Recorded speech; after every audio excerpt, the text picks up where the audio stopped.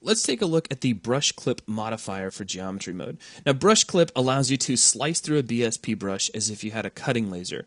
Using the properties, you can determine whether you're going to keep one half of the brush or the other half, or if you actually just want to keep them both, and as a result have two new brushes. Now, it's pretty easy to use, but in order to show off all of the features, I can't really use the builder brush because you can't have two builder brushes. So I can't slice them in half and have two separate ones. So what we're going to do is select our builder brush, and here in my viewport, I'm going to hit Control A and slide the red builder brush out of the way. Now, currently, I'm in brush wireframe mode, which is just making it easier for me to select these brushes here in perspective. And what I'm going to do is enter brush clip mode. Now, I call it mode, but basically we've entered the brush clip passive modifier. Okay, now let's take a quick look at the settings. Flip normal and split. These will actually make more sense after we create our very first split. Now, using the brush clip modifier requires that you use the orthogonal views, and here's why. If you take a close look, there's a little tiny white box which is currently chasing my cursor around the map. As a matter of fact, if I take my drag grid and I lower it down to, say, well, 64 might be extreme. Let's try 32. There you go. So now that box is really easy to see.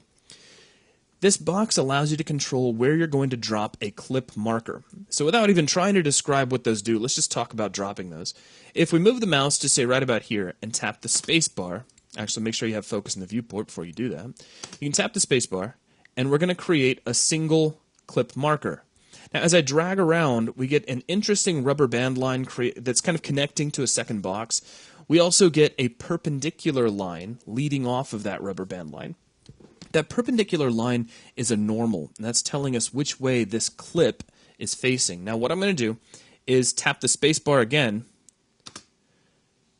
and we end up with an actual clipping marker. This is kind of like an infinite plane that we've just defined. We've given it an angle, and now it's ready to slice through a brush. All I need to do is select the brush that I'd like to slice. So in this case, I'll just select my additive brush, and I can click Apply and watch what happens when I do. Half the brush disappears. Now I'll deselect to make it a little easier to see. We lost the half of the brush that was on the side of our normal. So that's important to keep in mind. Now what I'm going to do is reset. So let's go ahead and just delete out this brush. And we'll clear out the clipping markers. I'll just jump into edit mode and move the viewport, and that gets rid of those. Now let's grab our red builder brush again, and I'm going to make a new additive brush. So I'll just hit Control A again, and we'll move the red builder brush one more time. Now, once again, I'm just going to tap spacebar to put down a marker, tap spacebar to put down another marker. Now let's talk about the settings. So the first setting we have is flip normal. If we check this, select our brush and hit apply, notice this time we keep the part of the brush that is on the side of the normal. It doesn't actually flip the normal around, so you won't notice any change. It's just when you split that it's actually going to delete the opposite side of the brush from the normal. That's really all there is to it. Now, I need another brush, so let's just drive the red builder brush over here. I'll hit Control A again and slide the red builder brush out of the way. Our third option is split. So if we, actually I think that's our second option, but don't tell anybody I said that. Now what I'm going to do is come over here and drop down a couple of new clipping markers. We'll select the brush, check split, and click apply.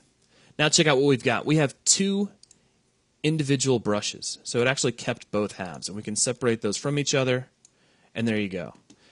So if we come over and take a look at what we've got over here in perspective, you see we've just split the brush up. So it's really all there is to it. It's just when you need to cut through a brush, if a brush is sticking out too far, or you need to maybe bevel its edges or chop off a corner, this is the tool you're going to reach for. So that is a very quick look at the brush clip mode, which is going to wrap up this video. Thanks a lot.